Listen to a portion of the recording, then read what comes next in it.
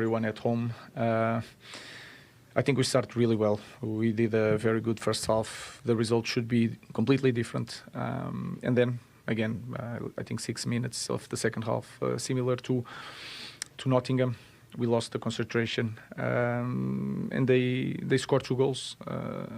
But we managed to get back to the game. We scored 2 goals again, and then we have to finish the game. Just a throw in our possession. We need to close to think about not to go again, but to take calm and to close the game. But in the end, it was a fun game. Did you think when you went 4-3 up, that was it? Because I saw you celebrate wildly as well, as much as the players. Yes, because I saw the effort of the players, I saw the effort of the fans, and in the end of the game, when you make 4-3, I have the feeling that we will continue to push to score another one. So we tried, but in the end, it was a draw. But the substitutions that you made as well, and you kept the formation fluid, but we did see that back four that so many people have spoken about. What do you take out of this tonight to go forward?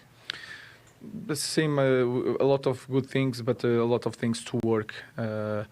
We are not winning games sometimes in the details. It's not about because it's a back four, back three, back five. It's the details that we need to work, understand of the momentums of the game. And you need to be more clinical because, again, today against a very good team, we create so many chances to win the game, and you should have won the 3 points.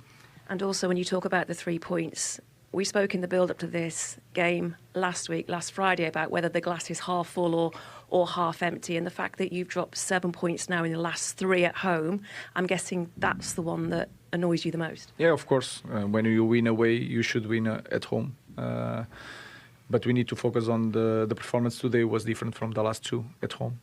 So that is also a point that we take pay attention, and it's completely different. The result is the same. Is a 1 point. It's frustrating, but the performance is different. And how do you go about now finding a solution as well? Because obviously you're going to lose 2 more players to AFCON tonight after this game, and without 3 centre-backs as well, it's sort of problematic for you, isn't it? But that is the fun part of being a manager. We will try to find the solutions with the players that we have.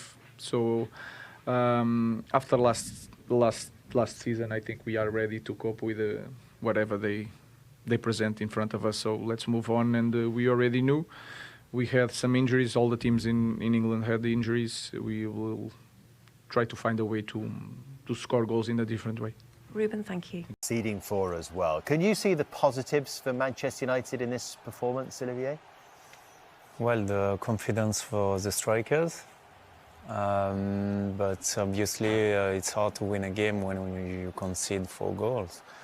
I think they, as he said before the game, they need to be more efficient up front, but you need to be more efficient in your box. That's where you win games, in the opponent box and in your box. So they need to be more stronger, but it's not about only the defense, it's the whole team. And but I've seen great things. I mean, they created so many chances, and I really enjoy watch the game. But yeah, small margins, I'm not sure, I don't know.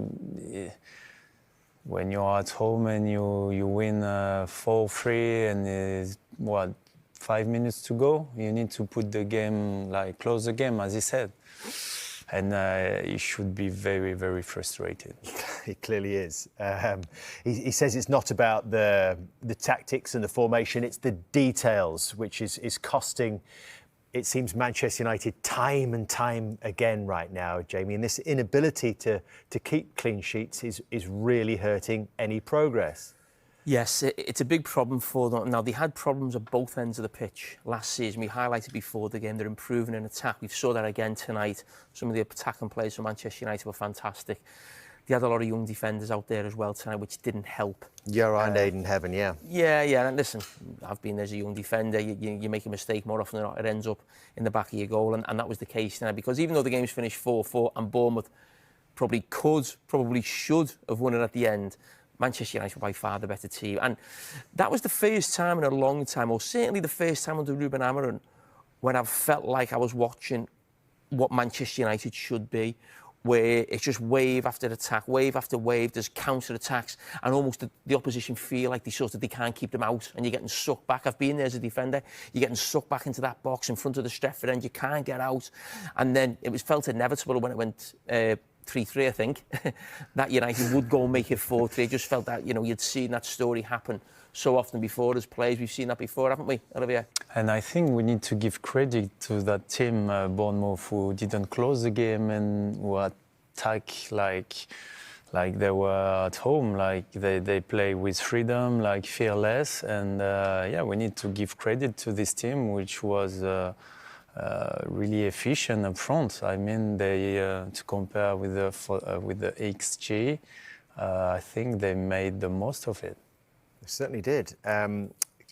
43 Premier League games in the Ruben Amorim, just 6 clean sheets, 1 this season. They've conceded 68 goals.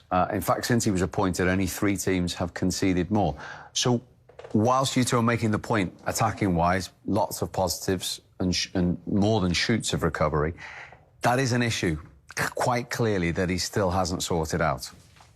Yeah, it's an issue, and it's kind of what direction do you go, I suppose, as a coach, and do you shore it up? I mean, we spoke before the game about releasing Bruno that a little bit higher, and he's not playing with 2 holding midfielders, so is that leaving them a little bit more exposed through the middle of the pitch, like the first goal after half-time when it drops down and Bruno's out the game and Casemiro's there on his own. But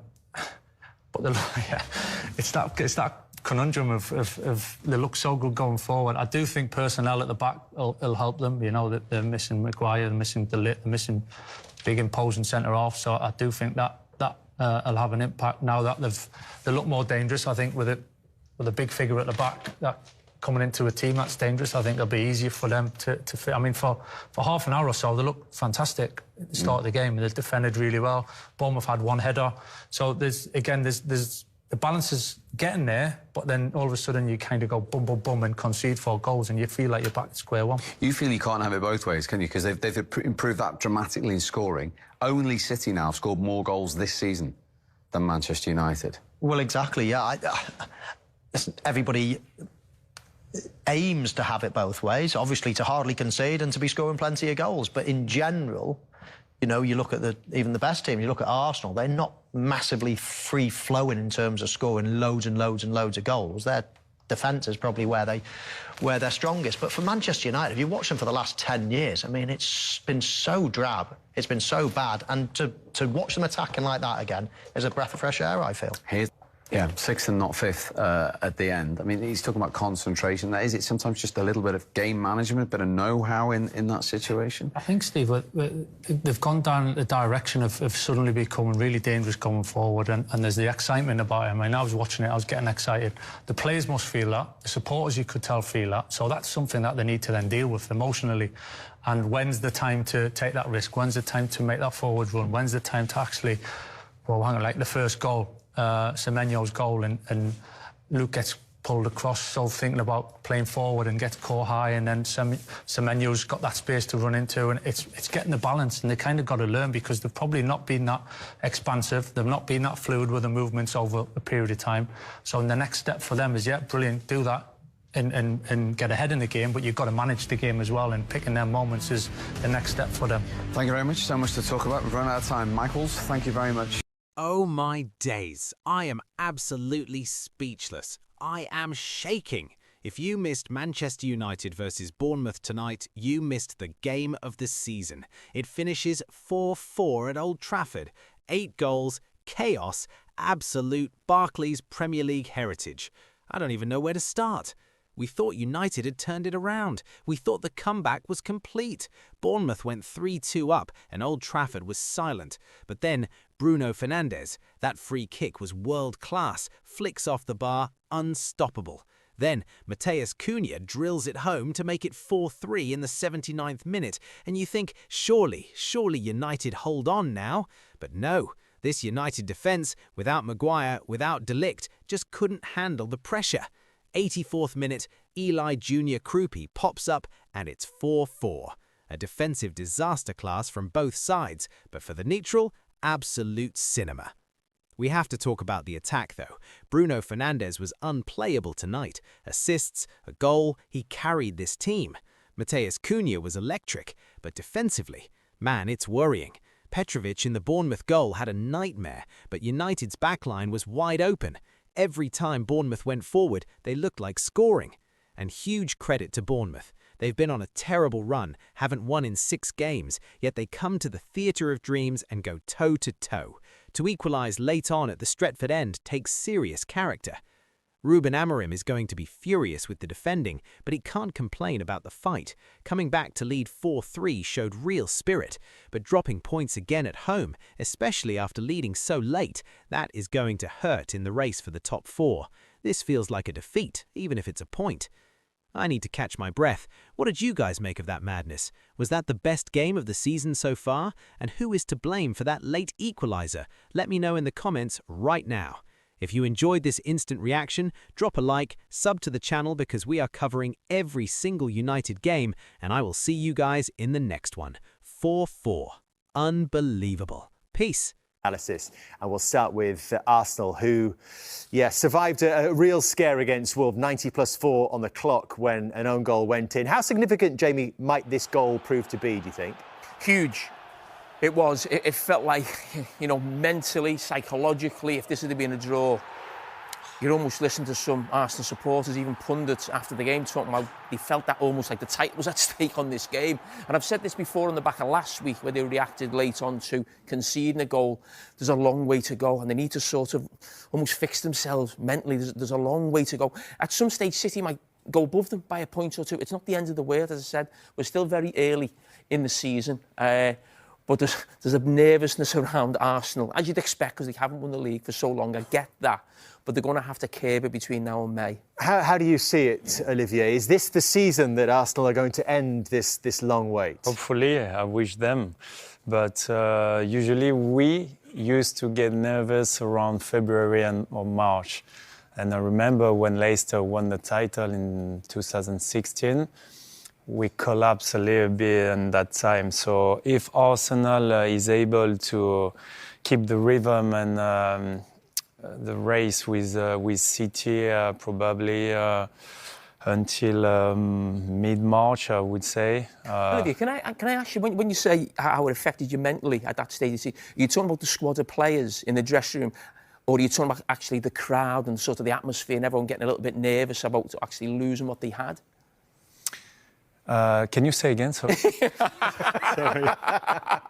I lost you. Are you talking about the dressing room and the players? Yeah. Or are you talking about the crowd as well and everybody around Arsenal? No. I'm talking about us, the players.